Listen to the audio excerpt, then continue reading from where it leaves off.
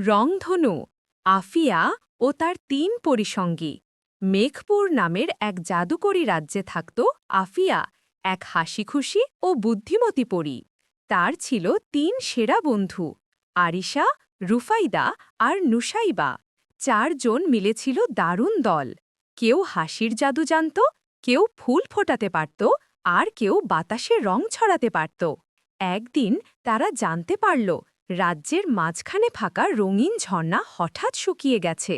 ঝর্ণাটির জলেই নাকি সব পরীর জাদুশক্তি লুকানো।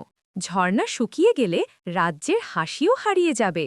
সবাই ভয় পেয়ে গেল, কিন্তু আফিয়া বলল, ভয় নেই, আমরা একসাথে কিছু না কিছু করবই। তারা বের হলো অভিযানে, মেঘের পথে, রংধনুর নিচে, আর শেষে পৌঁছালো এক পুরনো গুহায়, যেখানে ছিল এক দুষ্ট ছায়া জাদুকর, যে বলল, ঝর্ণা শুকিয়েছে কারণ আমি হাসি চুরি করেছি।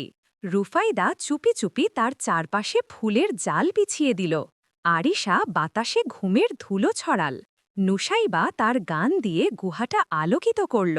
আর আফিরা তার ছোট্ট জাদুকাঠি দিয়ে বলল, হাসি ফিরে আসুক। চমক!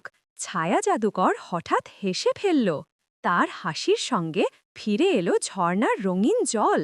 রাজ্য আবার ভরে উঠল আলো, গান আর খুশিতে। ৪ বন্ধু একে অপরের দিকে তাকিয়ে হেসে উঠল। আরিশা বলল, দেখেছ, বন্ধুত্বের জাদুই সবচেয়ে বড়।